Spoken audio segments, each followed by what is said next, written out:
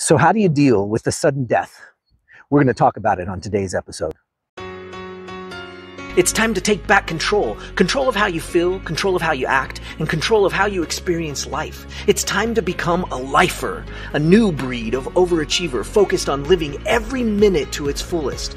We are responsible for how we feel, and no one and no thing can make us feel anything. Emotional mastery is our journey, and emotional education and intelligence is the key. We are lifers, and this is Magic for Life. What's up, lifers? Michael Johnson here with the Magic for Life podcast, and I'm excited that you joined me today because we're going to talk about how to deal with a sudden death. And I came out to one of my favorite places right out here by our beautiful lake. This is the Utah Lake. I live in Utah, and it's a beautiful lake to look at. Not a great lake to go and play in, but a beautiful lake to look at, as you can see. What a great background and a great scenery. But today we're going to talk about a little bit of a heavier subject. And the heavier subject is how to deal with a sudden death.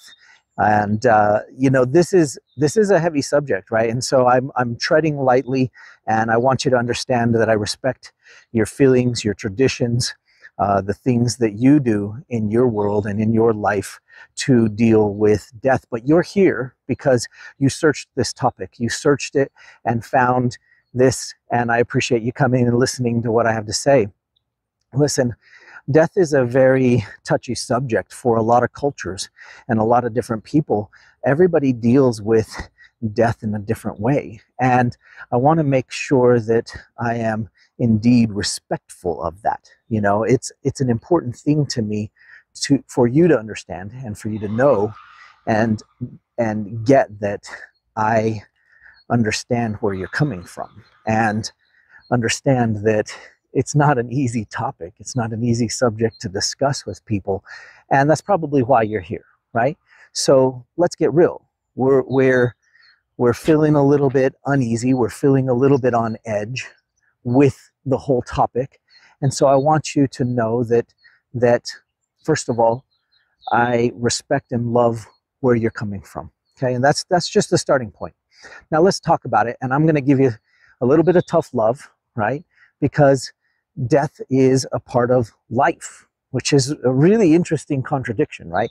Death is a part of life. It's a part of how we have to understand we operate. It's something we know from the minute we're coherent and we gather that this is sort of how things go in life. We get that death is a part of life. And so here's the interesting thing. The plot thickens, as it were. The interesting thing is that we start to make up rules. We start to make up belief systems. Our family creates traditions and beliefs surrounding what should happen when death occurs. In some cultures, it happens differently. And honestly, you can go research. There's so many different traditions. There are so many different things that actually determine how people feel, right? And how people react, how people are going to handle their experience with death. So what I want to hone in on a little bit today is your belief system. What is your belief system? What is it that you do when someone dies? Well, you might say, well, nobody has ever died in my life, and so I'm starting to deal with this now for the first time. That's understandable, okay? And if that's why you're here, that's cool, right? We'll talk about it.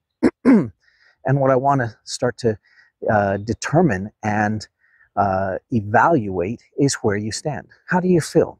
Are you feeling sad? Are you relieved? Are you in dismay? Do you have anxiety from the feeling of loss? Are you feeling unsure how to feel, right? That middle space, that middle area that says, okay, this is a little weird, this feeling inside, and I'm having to deal with how that feels. That is rough. Our emotions are an interesting thing, right? Now, what's happening when you feel a negative emotion essentially is that internally you're not in alignment with what your inner self is wanting to do. Now, I know that's a little bit fuzzy right there, right? So let's dig into that a little bit more.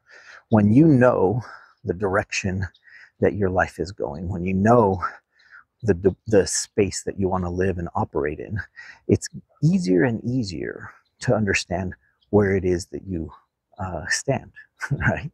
So when we start to think about how we're going to react to the passing of one of our loved ones or a friend, maybe it's sudden, maybe it's planned. How many times have you heard that?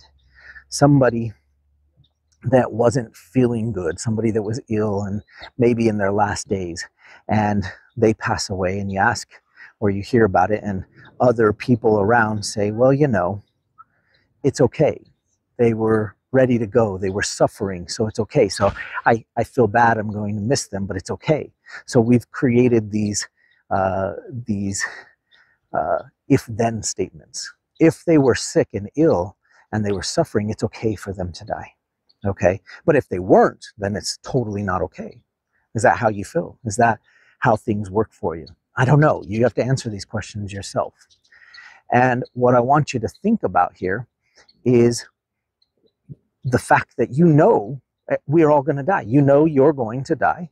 We're not immortal. We cannot live forever. Our life expectancy as a human race is going up. I can appreciate that. But we're still not going to live forever. But when we were young, we thought we were immortal, right? And then little by little, we start to realize, oh yeah, I guess we're not immortal, right? So this sudden passing of somebody, usually if it's sudden, right? If it's unexpected, it's a little harder for people to take. Why? Because, oh, they should have lived longer. They had so much to offer the world. They had so much to give. And so they should have lived longer, right? That's what we say. They should have lived longer. They should have been able to have that opportunity. Well, here's the thing. I mean, we all put ourselves in interesting situations. We all live every day, and we hope to live another day, right? We all want to stay alive. We all want to continue to progress our existence. In fact, we are hardwired as humans to progress our existence. We're hardwired to stay alive no matter what. And that's just how it is, right? So who wants to die? Well, none of us, because we're hardwired to not want to die. But here's the thing. When people die, we have all sorts of emotions. You have to evaluate the emotions you have, and you have to start to think about how you're going to handle it. Now, this is an interesting topic because, again, if you're searching this, if you've looked this up, then the truth of the matter is that either somebody is about to die or somebody died unexpectedly in your world.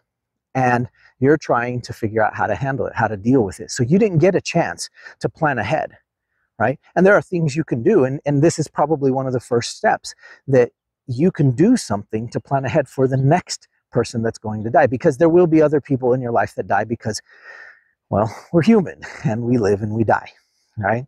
Now, I know you can hear it in my voice, and I hope you've recognized this so far, but I'm talking about death with a little bit of almost a little bit of joy behind it. And you're thinking, well, that's not fair. You didn't have somebody that died. Well, recently, somebody I love passed away, and it was unexpected. And I say recently, it was within the last couple of years. And he was somebody I loved, right? And he was somebody that I respected and learned a lot from, and he helped raise me. And it was unexpected for sure. We didn't know it was coming. We didn't expect it to come when it did. And this is a big deal, right? Lots of emotions. But what I've learned through the years is, for me, and again, you have to evaluate yourself, but for me, what I've learned that works really well is to start to really recognize why you miss them, why there is a loss, right? People say to you when somebody dies suddenly, I am sorry for your loss. They say it all the time. I'm sorry for your loss. Well, guess what? What did you lose? What did you lose specifically? Can you answer that? Okay, if you can answer that, take a moment. And I'm a big fan of writing things down. There are some really valuable outcomes when you write something down. So I want you to take some paper or something and write these things down. What did you lose? What are you going to miss out on because of this person's passing? Because they're no longer going to be with you. What things? Write them down. Because see, if you're feeling these emotions, it's okay to feel them. I'm not telling you by any means that you shouldn't feel them. You should feel them. They're there for a reason. They are there for you to experience the full joy of tons of emotions. We're not here just to experience the happy emotions. We're here to experience the entire spectrum of emotions. So I want you to take a pen and a paper, a notebook or something, and write down all the reasons why you're going to miss them. All the reasons why they were special. All the reasons why their sun setting for the last time is going to be something you're going to miss. A lot of people talk about regrets. A lot of people talk about what they're regret not having said, what they regret not doing, what they regret not saying. But you know what? You said what you said, and you can't take it back, and it no longer is going to change. It's not ever going to be the same again, but neither is any particular day. In fact, neither is any moment that you're alive. And so I want you to really put some focus into this idea of what things will you miss. Now, here's the thing. We cannot, with our physical bodies, live forever. And that is totally understandable, okay? And that's fine. We know that. We have to come to grips with it because it's just a fact of life. And so I want you to really understand here for just a second that because we know that, we do have one other option. We have an option to immortalize the person that has passed away. How can we immortalize them? How can we take their memory and immortalize it? Well, it's simple. It's actually really quite easy. What you can do is you can write down everything you remember about them. You can write down all the things that were special, the times that were special, the lessons that you learned, the things that happened to you and to them together, the things that you wish you could have done because it would have been so great. You can take those things and you can operate from that perspective. You can write all those things down now. As soon as you write them down, as soon as they're there, your posterity, your children, your, somebody beyond you, past you when you pass away, will be able to understand and take part in and experience those things. So this is a huge step. This is a very important element to the overall whole. You want to be able to say, hey, you know what?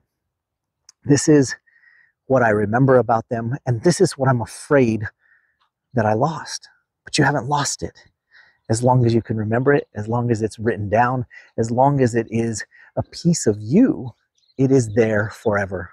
Now, again, don't get me wrong. I'm not trying to tell you that you shouldn't be sad. I'm not trying to tell you that you shouldn't feel angry if it was a sudden passing or if that they shouldn't have gone. But I am telling you that their memory, their energy, their experiences, they live inside of you, and they are somewhere else. Okay, now you can believe what you want to believe in terms of what happens afterwards. In fact, we could go through every culture on the planet and talk about what they believe happens after death. But this is what people are afraid of. What happens to me afterwards? Well, you know what? Let's make a commitment. Let's make a commitment to take what we have learned in our experiences from these people that were so special to us, special enough that we were to feel sad. Because if they weren't, if they didn't have that place, lots of people in your world have died, but you haven't felt a thing about it. But when somebody close to you has died, you usually feel a lot of emotions about it. But can you be appreciative? Can you remember what you were grateful for? Can you remember what you learned from them? Can you remember what they taught you? Can you remember the special times?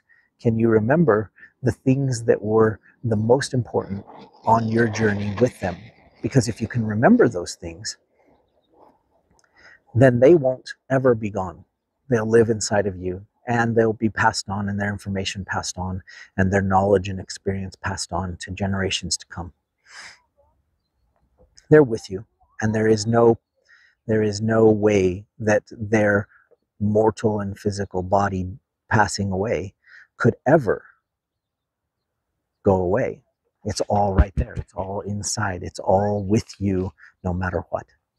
And so, although a sudden passing can take you by surprise, this is a really great process. This is a really great step. It's not complicated. It's not hard. You just take out pen and paper.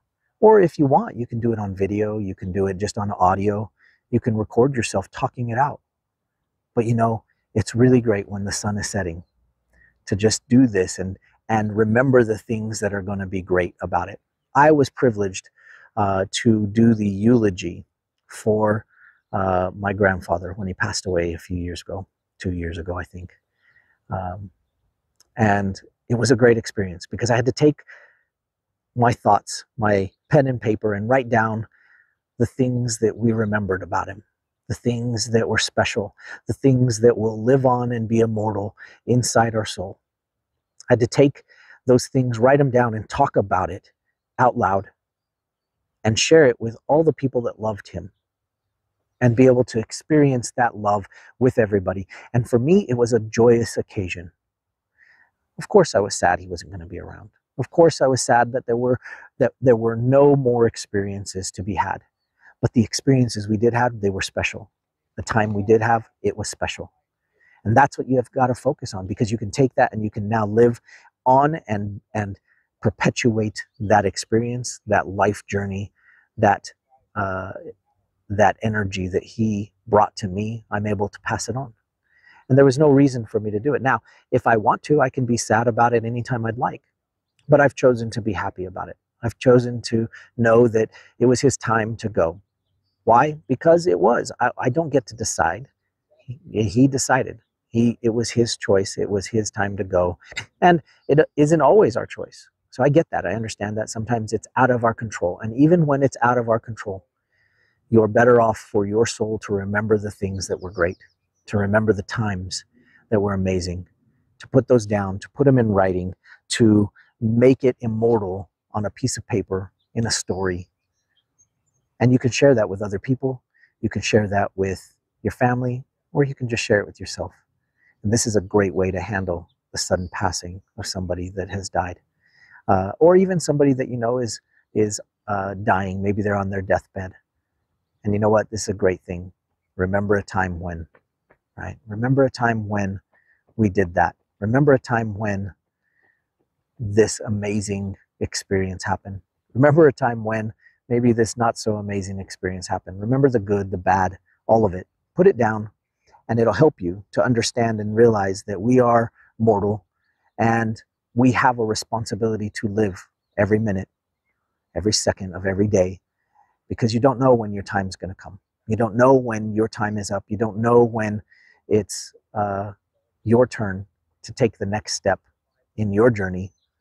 And you get to decide by your beliefs and your traditions what happens to you after you die. I'm not going to sit here and tell you that. That's up to you and your beliefs and your family and what you guys have created through the years.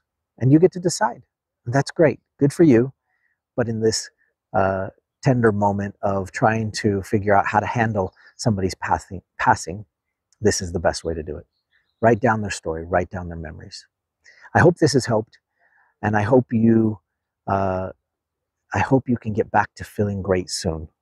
Soon. You get to decide at any moment, and it's okay. It's okay for you to be happy. It's okay for you to be ecstatic about life. In fact, oftentimes it's great when death can remind you that life is about living. It's not about the future. It's not about the past. It's about living. It's about being in this moment. Right now, I'm here with you in this moment, sharing with you something that I've learned along the way.